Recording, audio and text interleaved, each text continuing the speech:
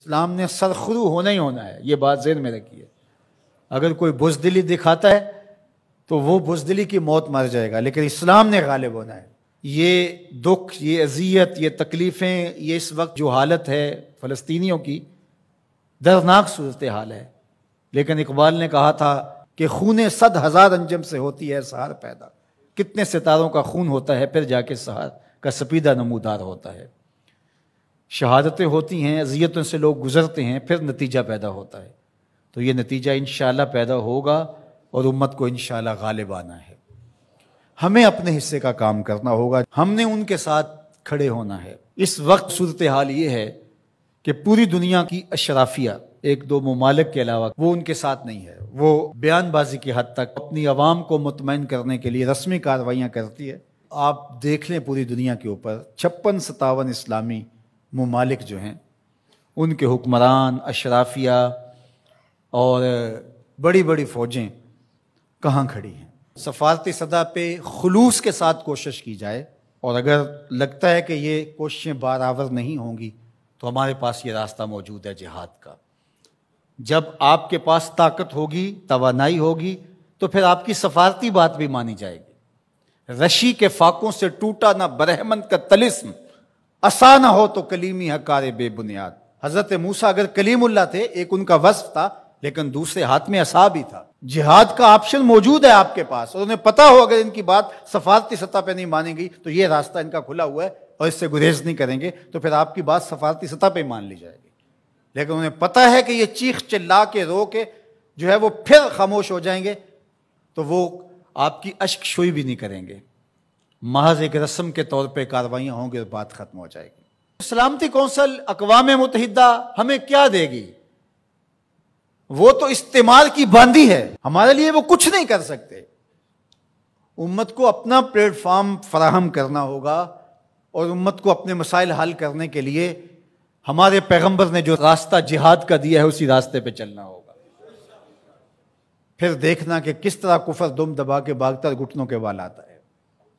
مسلمان کا مقابلہ نہیں ہو سکتا اگر وہ غیرت پہ آ جائے تو۔ دوسرا، اس وقت وہاں بیچارے لوگ سسک رہے ہیں، ان کے پاس دوائیں موجود نہیں ہیں، اور ان کے پاس غذائی قلت ہے، مکان ان کے ختم ہو گئے۔ اقوام متحدہ کی رپورٹ کے مطابق 52,000 لوگ بے گھر ہو گئے، اور کہیں اس سے زیادہ لوگ بے گھر ہوئے ہیں، یہ تو ان کی رپورٹ ہے۔ تو اس لیے اللہ نے ہمیں آسودہ زندگی دی ہے، تو ہم آدھی روٹی کھا لیں اور آدھی روٹی ان اپنے مسلمان بھائیوں کے لیے بھیجنے کی کوشش کریں۔ الحمدللہ ہم نے ادارۃ المصطفیٰ کے تحت وہاں کام کا آغاز کیا ہے۔ اگر کوئی ہمارے پہ اعتماد کرنا چاہے تو ہم بھی اس خدمت کے لیے حاضر ہیں، اور انشاءاللہ آج سے وہاں غزہ کے اندر اللہ کی توفیق سے کام کا آغاز ہو گیا ہے ان کی نصرت اور اعانت کے لیے۔ باقی مختلف ذرائع ہیں، ان کے ذریعے سے آپ جو ہے وہ ان کی مدد کر سکتے ہیں۔ آپ کو اطمینان ہو جہاں، تو یہ کام کرنے کا ہے۔ اس وقت سوشل میڈیا اور دیگر جو ابلاغ کے ذرائع ہیں وہ بہرحال اس دور کے اندر مؤثر ہیں، اور ان کے ظلم کو، جبر کو بے نقاب کرنے کے لیے یہ ایک اچھا ذریعہ ہے۔ اور اس مرتبہ پہلی بار ایسا ہوا ہے کہ پوری دنیا کے اوپر ان کے جور و ظلم سامنے آئے ہیں۔ پہلے ان کا اپنا میڈیا تھا، میڈیا پہ قبضہ ہوتا تھا اور کچھ باہر نہیں نکلنے پاتا تھا، لیکن اس مرتبہ کیسے کیسے مناظر جو ہے وہ آپ کو دیکھنے کو مل رہے ہیں، اور لوگوں کا جذبہ اور جوش و خروش آپ کو دیکھنے کو مل رہا ہے۔ تو ہمارے پاس جو بھی ٹولز ہوں ان کے ذریعے سے ہم ان کی آواز کو پوری دنیا کے اوپر پہنچائیں، یہ ہمارا کام ہے جو ہمیں ہر صورت کرنا چاہیے۔ اسی طرح ان کی مصنوعات کا بائیکاٹ کریں، اپنے ملک کی بنی ہوئی مصنوعات کو متبادل کے طور پہ استعمال کریں، ترکی کی مصنوعات کو متبادل کے طور پہ استعمال کریں۔ کفر کی آنکھوں میں کھٹکتا ہے ترکی، وہ چبھتا ہے ان کی آنکھوں کے اندر کہ کس طرح اس کو مٹا ڈالیں، تو ان کے ساتھ کھڑے ہوں۔ آپ سیاحت کرنے جاتے ہیں تو ترکی جائیں دیگر مغربی ممالک کی بجائے۔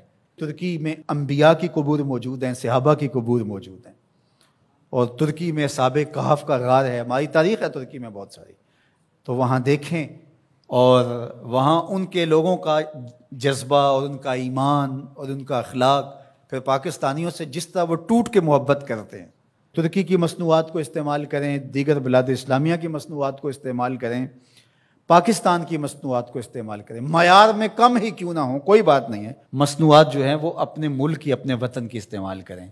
تو بائیکاٹ کریں گے تو انشاءاللہ اس سے ان کو مالی نقصان ہوگا اور جو ہے وہ مسلمانوں کو اس کا فائدہ ہوگا۔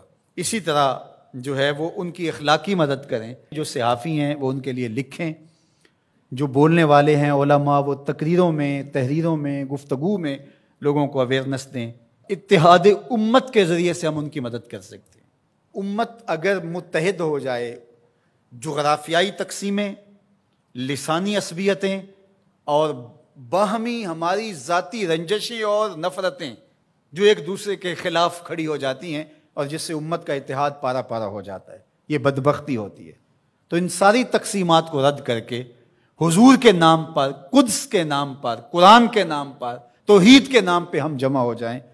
الکفر ملت واحدہ، سارا کفر ایک ملت ہے، تو مسلمان کیوں جمع نہیں ہو سکتے ہیں؟ حضور کے نام پہ سب جمع ہو جائیں۔ امت کی وحدت اس بات کا پیغام ہے کہ دشمن کے چھکے چھوٹ جائیں۔ میں اپنے ساتھ جڑے ہوئے تمام لوگوں کو کہتا ہوں، اپنی اولادوں کو بہت اچھا پڑھائیں، ان کی دینی تربیت آخری حد تک کریں، اور ان کی جو دنیاوی تعلیم ہے اس کو بھی بہتر سے بہترین انداز میں آگے لے کے جائیں۔